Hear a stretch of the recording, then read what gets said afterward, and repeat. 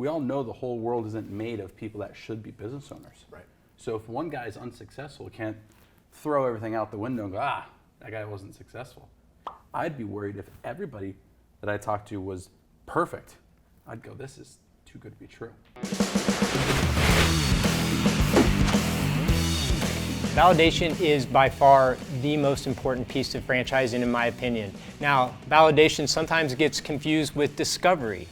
It's not discovery. Validation is taking the things that you learned in the discovery process and, well, validating them. So Mike, in your opinion, what's the intent of validation? Yeah, a lot of it is to get a real life feel, right? We all know there's a difference between the plan and actual execution, right? So this is our way of, like, to your point, to validate, right? We go into discovery calls and we learn about the operations in the background and what it's supposed to feel like.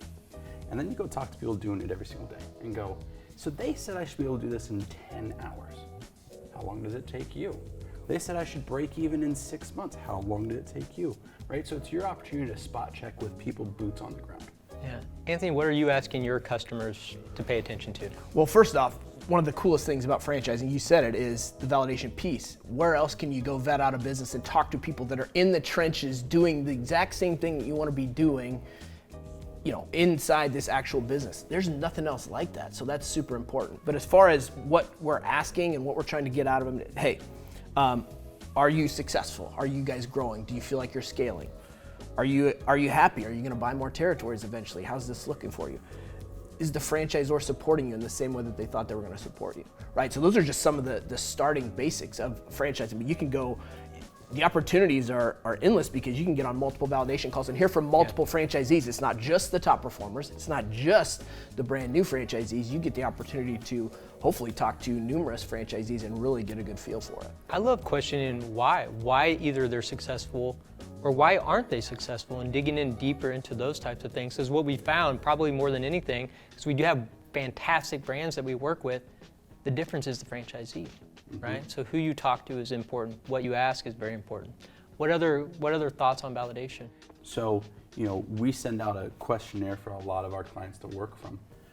But I like to ask the same questions every time to different people. And I document it. And I go, okay, validation call 1-3-22.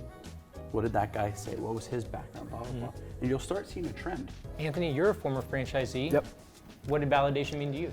Yeah, it's important that you know specifically who you're talking to as well. Yeah, you know the brand, right? You've gotten a lot from the discovery process, but okay, what is this owner? What market are they in? What's their business acumen? Have they owned businesses in the past? Are they semi-absentee owners? Are they owner-operators?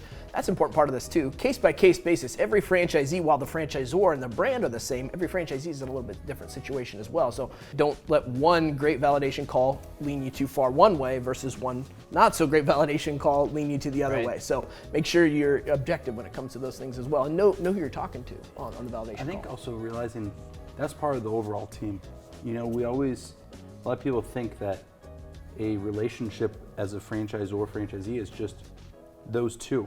As a franchisee on my brands, like, I talk to the other franchisees probably more than I talk to the franchisor.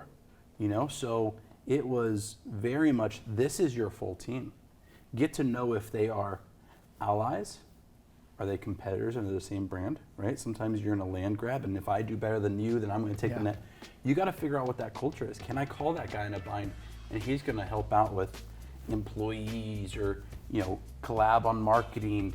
Really figure out that culture, not just that one-way relationship with the franchisor. Yep. Yeah. So now we feel pretty good about what it means and what validation means and what it means to find out more about those things. So pressure testing, what you're hearing in discovery. But let's flip that around. How do you as a potential franchisee show well during validation? Yeah, it's a vetting process both ways, right? It's not just about the client vetting out the franchisees, the franchisor, the brand. It's also about, hey, you have to be approved at the end of this process as well. So what does that look like?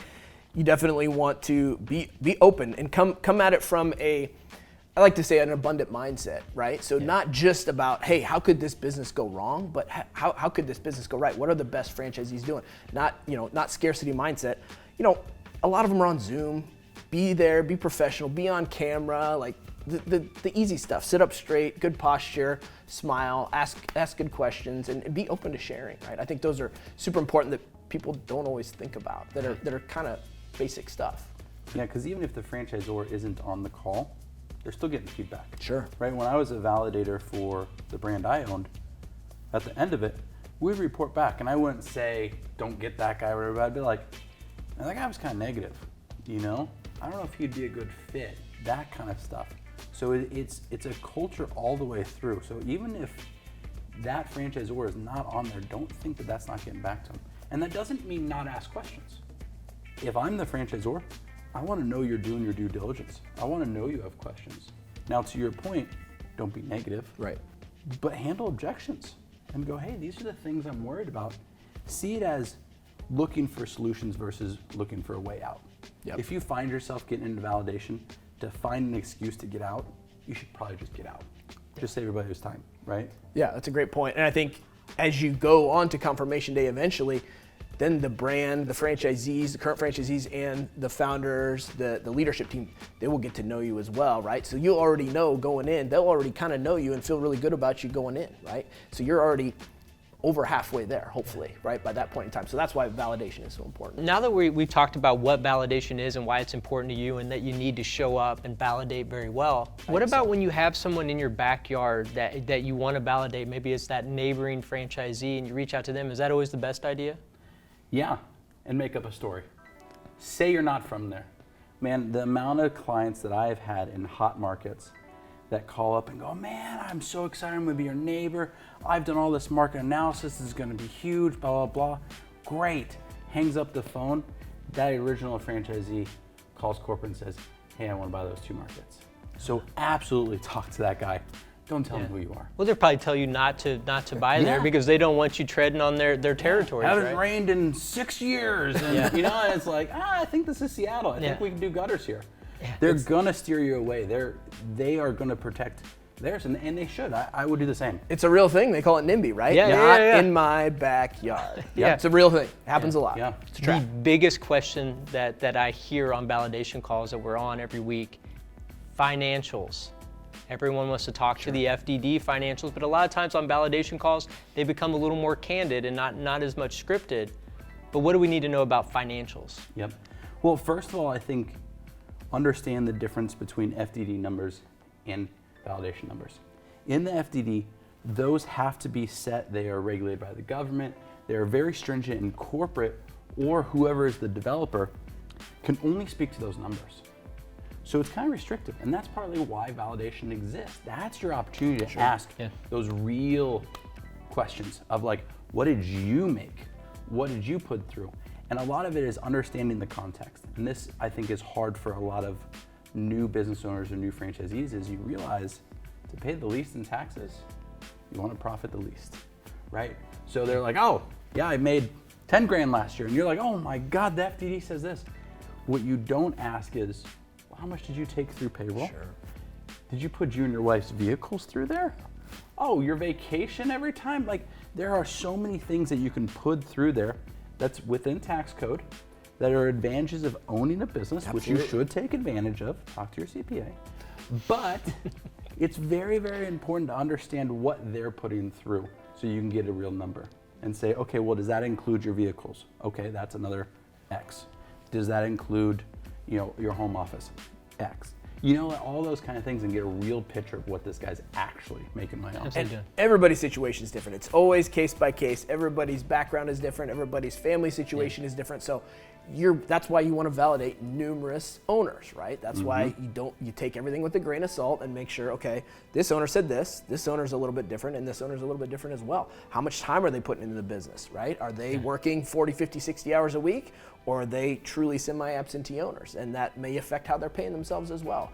What is their exit strategy, right? Are they looking to scale and grow and then exit in maybe 5 years? Maybe not, right? So all different things that you want to think about, and not just, hey, what's the bottom line? How much money did you make last year? What's your net income? Yeah, right? It's easy to ask that question, but digging into it, you get a lot more information. Another big question that comes up is staffing. You know, how many do you have now? How many did you start with? There's several good questions around that space, but why is that important for them to know? Well, it's back to, right, ROI, return on investment. Well, that ratio shifts if you're investing more, right? If I'm making 10,000 and I'm working 1 hour, or I'm making 10,000 and I'm working 1,000 hours, very different, right? So you got to know if they're semi-absentee and they're going, yeah, I only made 50K. Well, how much time did you put in? Yeah, I met with my manager for an hour last year. Sign me up. Give me 3 of them, actually. That's a big thing, is we got to figure out what they're investing, what their business model looks like. If they are team hustle, they're skeleton crew, and they're skimping every single dime, yeah, they're going to make more money, but is that the lifestyle you want? So you got to match those two, financial and lifestyle. And on top of that, how long have they been in the business, right? First year, maybe they really want to be hands-on and be highly involved as an owner, but then eventually hire that manager or groom that manager into becoming, right, the person that takes over, and then you can step back a little bit further or go to location number 2 and then focus on that, and then eventually become that regional type manager, right? And there's just a lot of different ways. So you got to make sure you really understand the full detail of their specific business as a franchisee. Because you also get a different feel. Like, I've had a franchisee get on and go, oh my gosh, that guy's doing marketing and sales and all that. I can't do that. And I'm going, you don't have to. That's what that guy's skill set is. That's what he enjoys. That's why he got into it. Ask those questions on, so why are you doing that? I thought corporate does the marketing. Yeah, but I'm 30 years marketing professional. Yep. Oh, got it. It's not that corporate sucks at marketing. Right. He loves doing that. That's why he got into it. So you got to understand their dynamic too. The background. So obviously the background is very important. We get a lot of questions around what to ask during validation calls. Today we're going to talk about our top 3. I'll start, guys. My number 1 is, how do you have your business structured? We have so many different options in this space, whether you're the owner operator, you're more of a semi-absentee, manage the manager setup. It's super important to understand what that validator is doing in that space so you can compare how you're going to structure your business. Now, there's a lot of subsequent questions to ask around that, but for me, that's normally right out of the gate just to get that base level understanding. Mike, what about you? Yeah, I think for me, I always see the value in a franchise is being able to learn from other people's experiences, right? So I like to ask, what would you have done differently, right? Because if I can accelerate what took you 3 years to get good, if I can do it a year and a half because I asked that question, and kind of a same kind of spin on it, but what surprised you, right? Like that kind of stuff of, what do I need to know to hit the ground running faster than you? They learned it from corporate to get from 10 years to 3 years. If I can learn from them to get from 3 years to 1 year, it's all about that accelerated growth. Love it.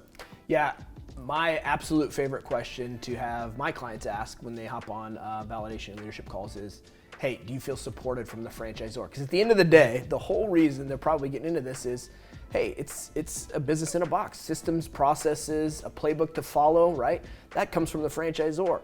Are they supporting you past just getting you the protected territory and handing you the manual, or are they having monthly calls with all franchisees? Are they having annual meetups, right? Franchisor meetups, where you can get together as a large community and and really build that community even more so. And then all the other things like updates and where the entire franchise is going from a big picture standpoint. So what are they supporting you on, and where are their holes? Are they open to feedback, right? That's a huge thing, because let's be honest, not all franchisors are open to feedback. They say, hey, it's our way or the highway. You got into this because we're a proven concept and model, so get behind the train, follow us, and we're good. But if they're open to feedback, oh man, that just gives such a better feeling to the franchisees getting in, knowing that they're being heard and that they have a say in what's going to happen in their future and the futures of everybody else in the concept as well. When I sum up validation for my clients, I always say,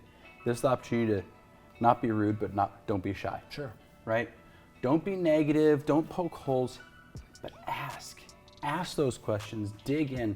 As long as you are coming from a place of, I'm trying to get to a yes, and if you can help me solve these, I'm a yes. Don't be shy.